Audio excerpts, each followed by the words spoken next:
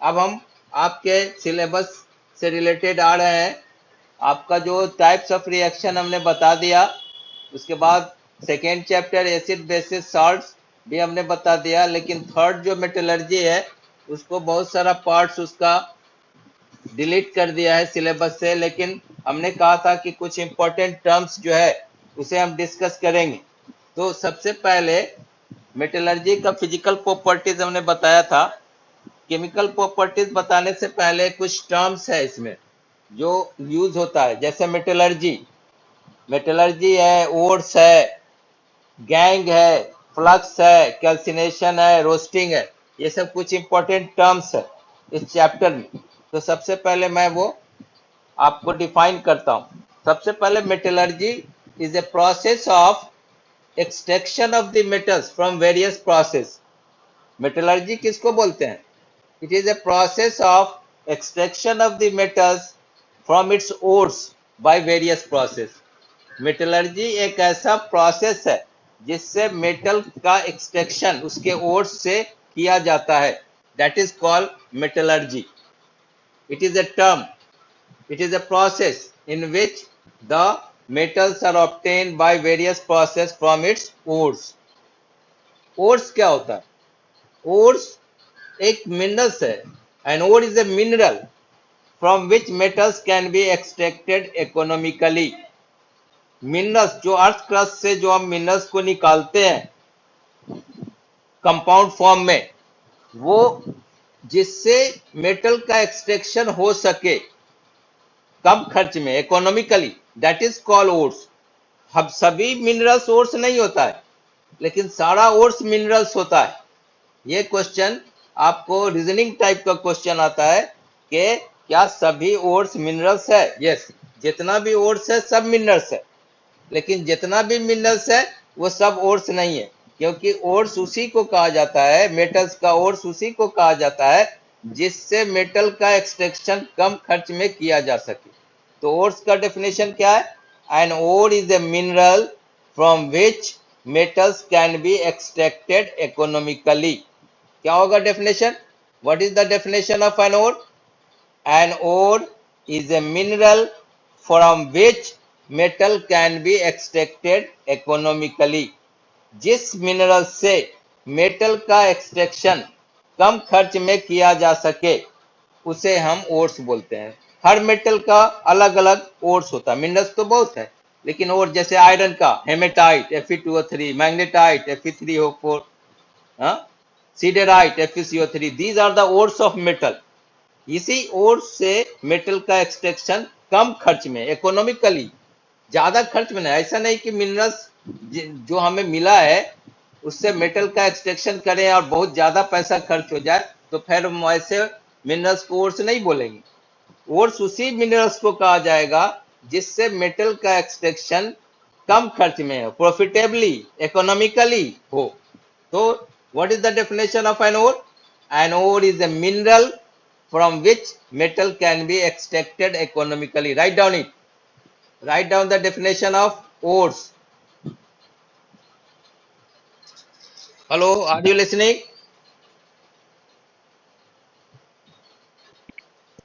हाँ, लिखो। Write down. An ore is a mineral. An ore is a mineral from which metals can be extracted economically. An ore is a mineral from which metals can be extracted, extracted, extracted economically or profitably. An ore is a mineral from which metal can be extracted economically और profitably। मतलब जिस mineral से metal का extraction कम खर्च में या profitably हो उसी को ओर्स कहा जाता है। इसका मतलब यह हुआ कि सभी ओर्स जो है वो मिनरल्स होगा। जितना भी जमीन से जो हम हिंदी में खनिज बोलते हैं, जो हम निकालते हैं कंपाउंड फॉर्म में मिनरल्स, वो सभी ओर्स नहीं हो सकता, लेकिन सभी ओर्स मिनरल्स हो सकता है।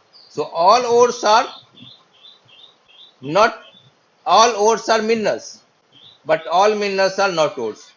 Is it clear to you? सभी मिनरल्स ओर्स नहीं हो सकता, लेकिन सभी ओर्स मिनरल होगा, क्योंकि उसी मिनरल्स को ओर्स मेटल का कहा जाता है जिससे मेटल का एक्सट्रैक्शन हो सके कम खर्च में।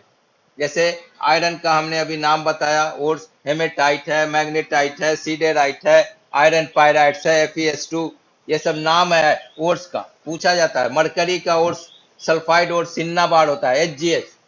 कॉपर का ओर्स होता है cuprite, Cu2O।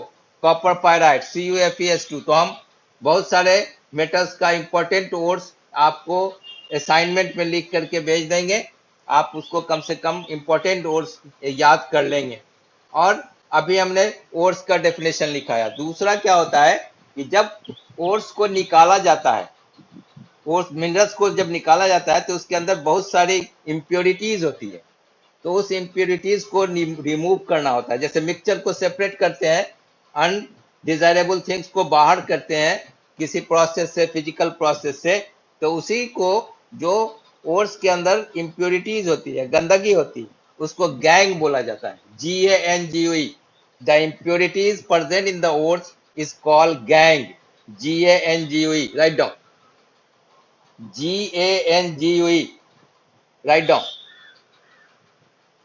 The impurities present in the ores is called gangue, GANGUE. The impurities present in the ores is called GANGUE, gang. The impurities present in the ores, ores के अंदर जो भी impurities होती है, चाहे acidic impurities हो या basic impurities हो, अगर मेटेलिक इम्प्योरिटीज पाया जाएगा तो बेसिक इम्प्योरिटीज हो गया। नॉन मेटेलिक ऑक्साइड वगैरह अगर पाया जाता है ओर्स में तो उसको एसिडिक इम्प्योरिटीज बोला जाता है। तो इस तरह से the impurities present in the ores, that is called gang.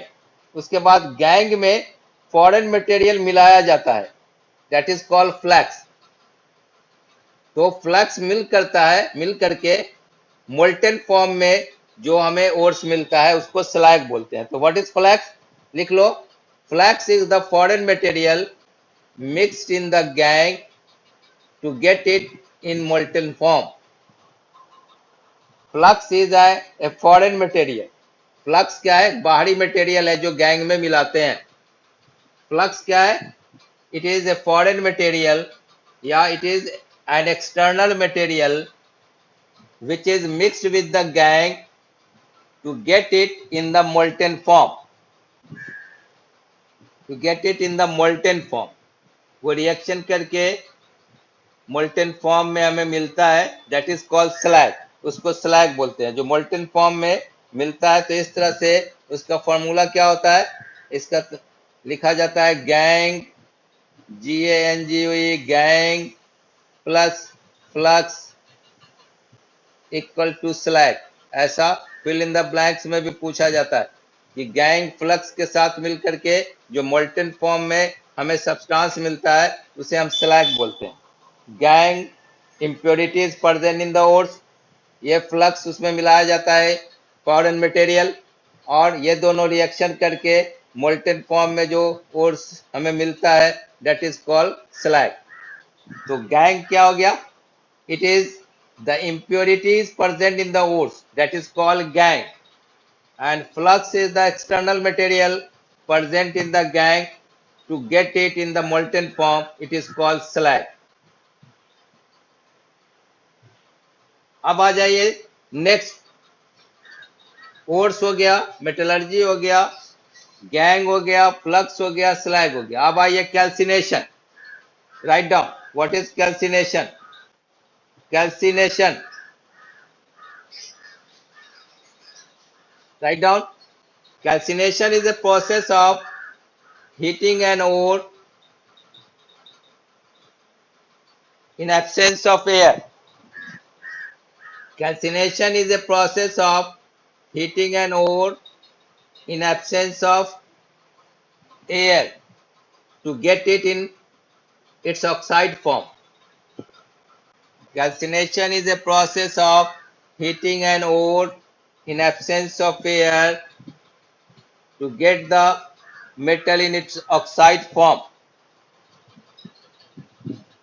Calcination is a process of heating an ore in absence of air to get the metal in oxide form.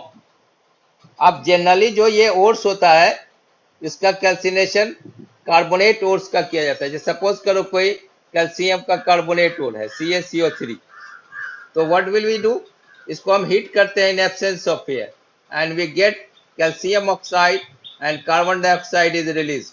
ये जो process हुआ इस प्रोसेस का क्या कहेंगे हम, that is called calcination, that is called calcination. जैसे zinc है, जिंक का कार्बोनेट ओर्स है ZnCO3, when it is heated ZnO plus CO2, carbon dioxide इससे निकल गया और ये मेटल हमें मिल गया। तो इसका फिर रिडक्शन करते हैं, इसका रिडक्शन कर देंगे तो we get the metal, calcium metal मिल जाएगा या जिंक मेटल मिल जाएगा बाय रिडक्शन प्रोसेस। तो कैल्सिनेशन एक प्रोसेस है, उस प्रोसेस आता है question what is calcination and which ore is used in it. तो carbonate mainly calcination carbonate ores का किया जाता है, ठीक है।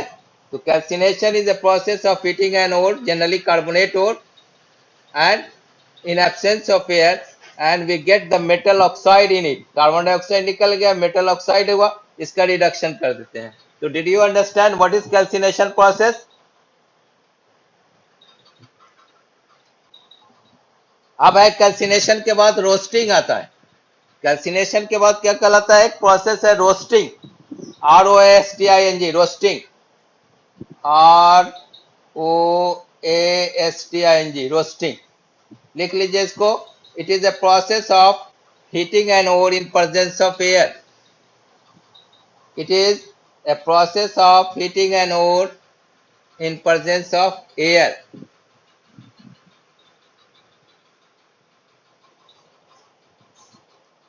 Roasting is a process of heating an ore in presence of air.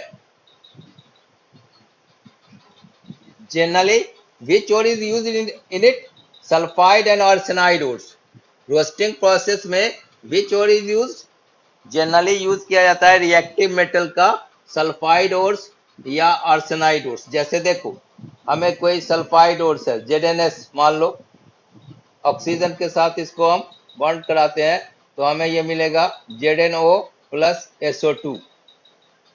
ये जिंक ऑक्साइड हमें मिला और सल्फर डाइऑक्साइड के फॉर्म में ZnO plus SO2। This process is known as roasting. अब ये जो जिंक ऑक्साइड मिला हमें, इसका हम क्या कर देते हैं, रिडक्शन कार्बन के साथ, और भी बहुत सारा रिड्यूसिंग एजेंट है, तो हमें क्या मिल जाएगा Zn प्लस CO या CO2। ये रिडक्शन प्रोसेस से हमें मेटल मिल गया। अब ये इम्प्योर होता है, ये जो जिंक हमें मिला इट इज स्टिल इम्प्योर, तो इसका फिर हम प्योरिफिकेशन करते हैं। जिंक का जो हमें मिला अभी रिडक्शन प्रोसेस से, when we do the reduction process के बाद प्योरिफिकेशन जिंक का किया जाता है। इस तरह से ये जो प्रोसेस है कैल्सिनेशन हो गया, रोस्टिंग हो गया, और इसके बाद जो हमें मेटल मिलता है मोल्टेन फॉर्म में, मोल्टेन फॉर्म में जो मेटल मिलता है that is known as smelting process. When we get the metals in the molten form by the process that is called smelting. तो कैल्सिनेशन, रोस्टिंग एंड स्मेल्टिंग, ये तीन process है। कई साल ऐसा क्वेश्चन आया था 5 नंबर का था, 5 डेफिनेशन पूछ दिया था, उसमें ओर्स पूछ दिया, मेटलर्जी पूछ दिया, कैल्सिनेशन पूछ दिया, रोस्टिंग पूछ दिया, आप उसको एग्जाम्पल के साथ उसको लिखना था।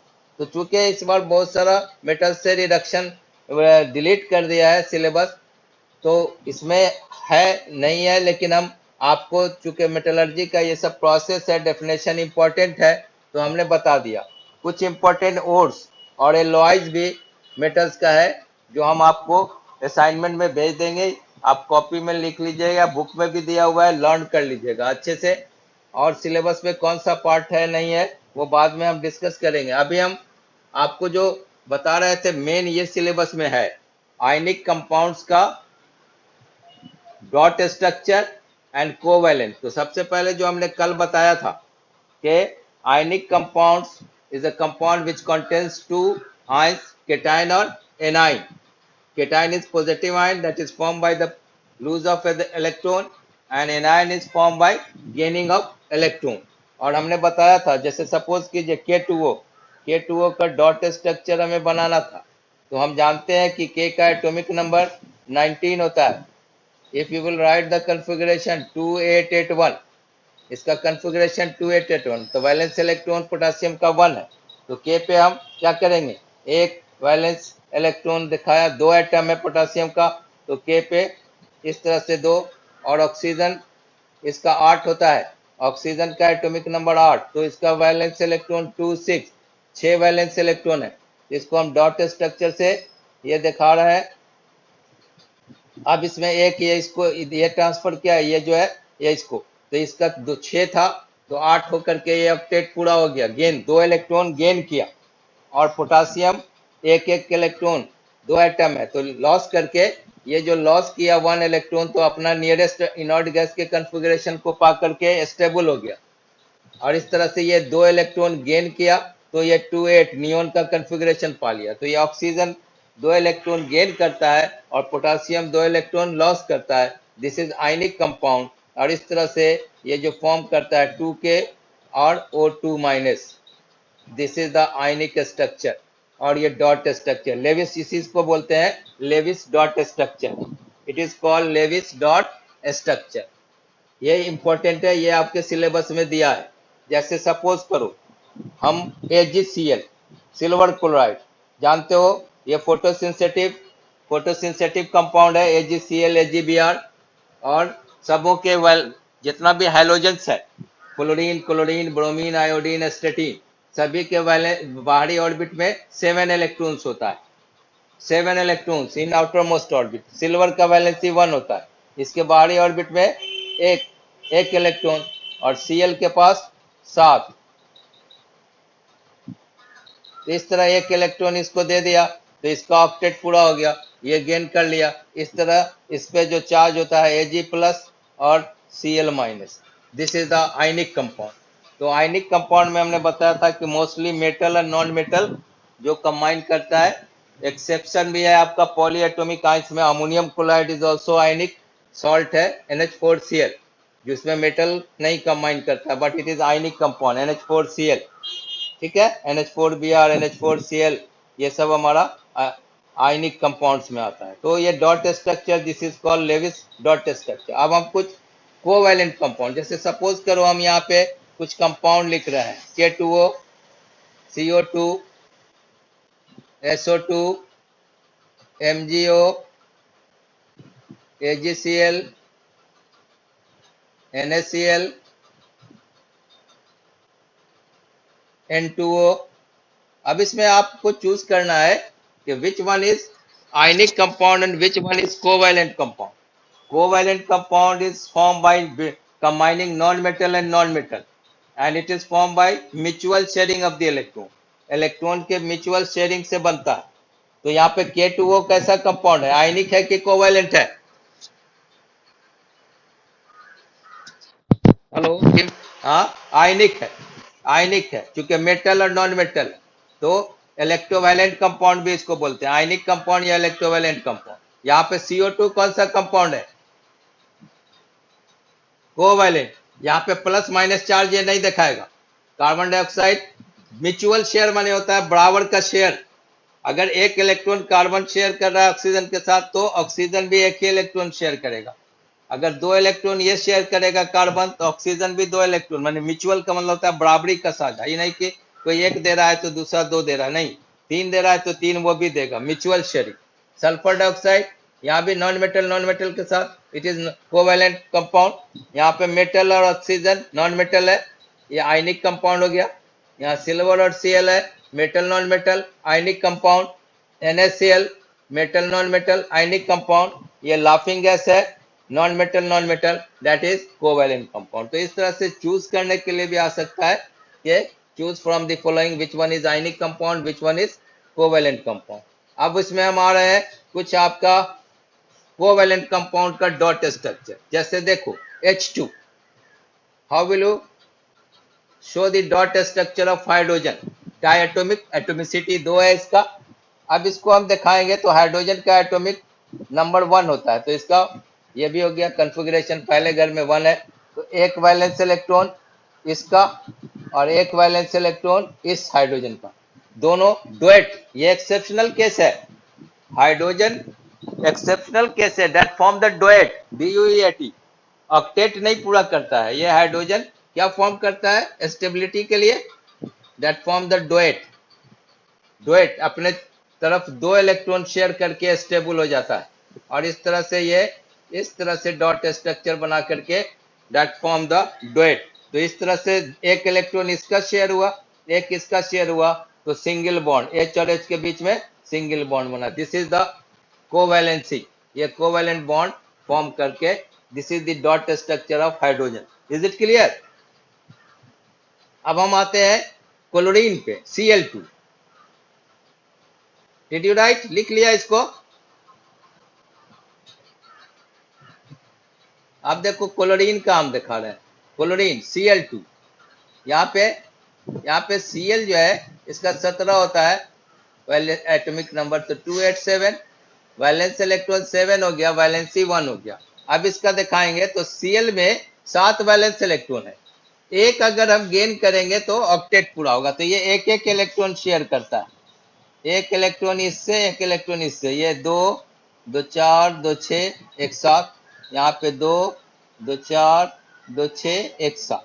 अब एक इसका इसका, ये दोनों इस तरह से मिल करके शेयरिंग कर लिया, और ये इस तरह से मिल करके शेयरिंग कर लिया। देख लीजिए, एक इलेक्ट्रॉन इस Cl का, एक इसके। अब इसका जो बॉन्डिंग होगा तो हम इस तरह से दिखाएंगे, Cl का, और सबका डॉट स्ट्रक्चर बाहर दिखा देंगे। This is called single bond. Cl के बीच में कैसा बॉन्ड है? Single bond. यहाँ पे हाइड्रोजन के बीच में कैसा बॉन्ड था? Single bond. अब हम दिखाना चाह रहे हैं आपको ऑक्सीजन और नाइट्रोजन का। I want to show you the bonding between oxygen and nitrogen. अब देखो O2 अपने से ट्राई करो तो राइट डाउन। सबसे पहले उसका वैलेंस इलेक्ट्रॉन लिखो। O का एटॉमिक नंबर 8 होता है, तो इसका हो गया 2 और 6। ये वैलेंस इलेक्ट्रॉन हो गया 6, जिसको डॉट स्ट्रक्चर से हम दिखाएंगे। अब 6 में कितना इलेक्ट्रॉन जोड़ोगे कि 8 हो जाए? 6 में how many electrons will be added to get octet? दो तो 2 का शेयर करा दो, इसको 2 इलेक्ट्रॉन चाहिए, तो 2 का शेयर कराओ। 2 डायटोमिक है ऑक्सीजन, डायटोमिक है, तो 2 इलेक्ट्रॉन इसका और 2 इलेक्ट्रॉन इसका शेयर कराओ। क्योंकि 6 में 2 जोड़ेंगे, तो ये तरीका समझाने का बता रहे हैं। आप देखो यहाँ पे ये 2 2 4 और 2 6, इसका बच गया 2 और 2 इलेक्ट्रॉन। अब देखो यहाँ पे ये 2 इलेक्ट्रॉन, ये म्यूचुअल और ये म्यूचुअल शेयर करके ऑक्टेट पूरा कर लिया इस तरह से, और ये इस तरह से अपना ऑक्टेट पूरा कर लिया। ठीक है, तो अब यहाँ पे O और O के बीच में कितना बॉन्ड होगा? How many bonds between O and O? Double bond, right. यहाँ पे 2 इलेक्ट्रॉन, सिंगल और सिंगल। इस तरह से ये ऑक्सीजन और ऑक्सीजन के बीच ये डॉट स्ट्रक्चर हम दिखाएंगे, वो बॉन्डिंग को छोड़ के, और इसका इलेक्ट्रॉन दिखा देते हैं। यहाँ शेयरिंग करके डबल बॉन्ड हो गया, इस इलेक्ट्रॉन को भी दिखाया जाता है। बुक में आप देखिएगा इस तरह से शेयरिंग करके इलेक्ट्रॉन शो किया जाता है। तो this is the dot structure. अगर आ जाए कि draw the dot structure of O2, draw the dot structure of Cl2, draw the dot structure of H2, तो आप इस तरह से उसको डॉट से दिखाएंगे। समझ गए? Is it clear?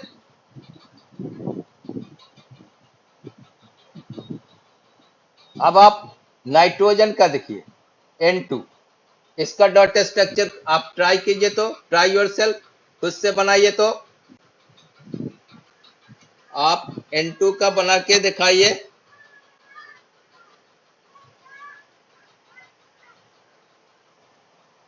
N और N के बीच में कितना बॉन्ड होगा, हम ये जानना चाहते हैं। आप हमें दिखाएं बना करके। N का पहले 7 होता है एटॉमिक नंबर, 2 और 5। ये देखो यहाँ पे 5 वैलेंस इलेक्ट्रॉन 5 है, 5 में कितना ऐड करोगे कि 8 हो जाए? 3। तो नाइट्रोजन के बीच में कितना इलेक्ट्रॉन का म्यूचुअल शेयरिंग दिखाएंगे? 3 राइट। हाँ देखो यहाँ पे नाइट्रोजन और नाइट्रोजन, 5 में 3 जोड़ेंगे तो 8 होगा। तो यहाँ पे 3 इलेक्ट्रॉन इसका और 3 इलेक्ट्रॉन इस नाइट्रोजन का बच गया हमारे पास। ये 2 इलेक्ट्रॉन इसका और 2 इलेक्ट्रॉन इसका। इस तरह से हम म्यूचुअल शेयरिंग करा दिए। तो यहाँ पे नाइट्रोजन का इस तरह से बॉन्ड हो गया और इस तरह से नाइट्रोजन का, और यहाँ पे म्यूचुअल ये 2 इलेक्ट्रॉन 2 इलेक्ट्रॉन 2 इलेक्ट्रॉन। तो इस तरह से नाइट्रोजन के बीच में कितना बॉन्ड बनेगा? ट्रिपल बॉन्ड बन गया। समझ गया? इससे ज्यादा नहीं बनता है।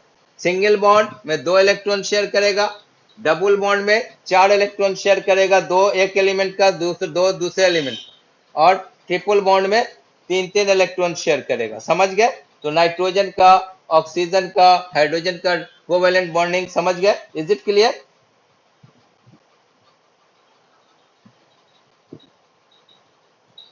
हाँ, अब देखो, तुमको मीथेन का दिखा रहे हैं, CH4 मीथेन। ये कैसे मीथेन का हम स्ट्रक्चर लिखते हैं और कैसे वो बनता है सिंगल बॉन्ड, वो देखो। कार्बन का एटॉमिक नंबर 6 है, तो हम लिखेंगे 2 और 4 हो गया, वैलेंस इलेक्ट्रॉन 4। हाइड्रोजन का एटॉमिक नंबर 1 होता है, तो 1 हो गया, वैलेंस इलेक्ट्रॉन इसका हो गया 1, और इसका वैलेंस इलेक्ट्रॉन हो गया 4। इसी वैलेंस इलेक्ट्रॉन को हम डॉट स्ट्रक्चर से दिखाते हैं, इसी को दिखाते हैं ना। वैलेंस इलेक्ट्रॉन इसका 4 हो गया। अब देखो यहाँ पे, अब इसको जो हम स्ट्रक्चर दिखाएंगे, कैसे? कार्बन को बीच में दिखा देते हैं, C को दिखा दिए बीच में, और हाइड्रोजन को कहाँ दिखा है? यहाँ, यहाँ, यहाँ और यहाँ। ठीक है? इसके पास एक वैलेंस इलेक्ट्रॉन है, हाइड्रोजन के पास एक वैलेंस इलेक्ट्रॉन है, और कार्बन के पास 4। तो एक इसके साथ शेयर किया, एक इसके साथ शेयर किया, एक इसके साथ शेयर किया, एक इसके साथ। अब हाइड्रोजन एक्सेप्शनल केस है, हाइड्रोजन सिर्फ डुएट बनाता है, हाइड्रोजन ऑक्टेट नहीं बनाता है। तो ये अपना डुएट पूरा करके स्टेबल हो गया, इस तरह से स्टेबल हो गया। ये इस तरह से हाइड्रोजन स्टेबल हो गया, ये इस तरह से डुएट पूरा करके स्टेबल हो गया। और कार्बन के चारों ओर कितना इलेक्ट्रॉन हो गया? 8 इलेक्ट्रॉन हो गया, 2 2 4 2 6 2 8 हो गया। Is it clear?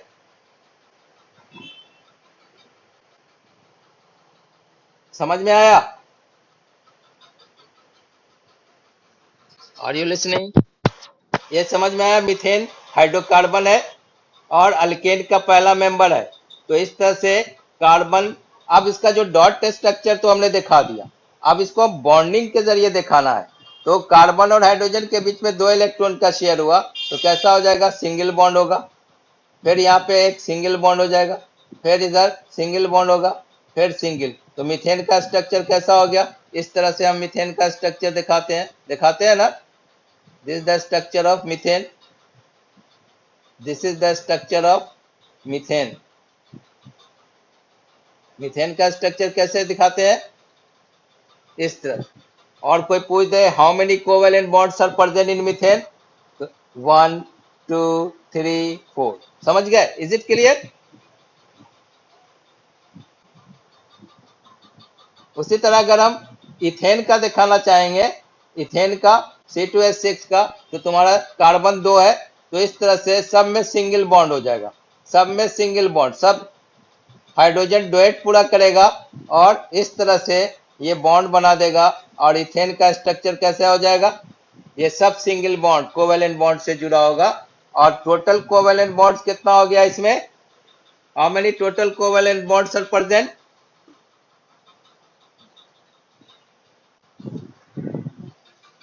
काउंट करो, 1 2 3 4 5 6 4 7 हो गया।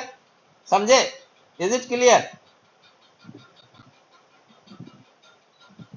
तो this is the member of second member of alkane.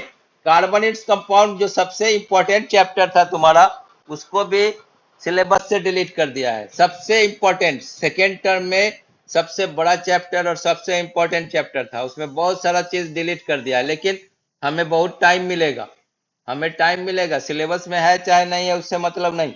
हम चाहेंगे कि आपको पूरा फंक्शनल ग्रुप स्ट्रक्चर सब अच्छे से बता दें। Are you ready for it? आप उसके लिए अगर तैयार है तो हमें बोलेंगे, सिलेबस में है चाहे नहीं हम उसको पढ़ा देंगे। Are you ready for it? हाँ, तो हम जो टाइम मिलेगा ना, उसको हम आप अच्छे से उसको हम बता देंगे, ठीक है। तो ये डॉट स्ट्रक्चर समझ गए, ionic compound and covalent compounds का। हाँ, तो अब कल तो बायो है, बायो में हम आपको रिप्रोडक्शन पढ़ा रहे थे, सेक्सुअल रिप्रोडक्शन, उसमें आगे बढ़ेंगे। लेकिन अब जो अगला केमिस्ट्री का क्लास होगा उसमें मेटल्स का केमिकल प्रॉपर्टीज बता करके, और फिर होगा तो रिवीजन कराएंगे टाइप्स ऑफ रिएक्शन से, समझ गए। तो आज हम यहीं तक खत्म करते हैं क्लास। Okay, thank you.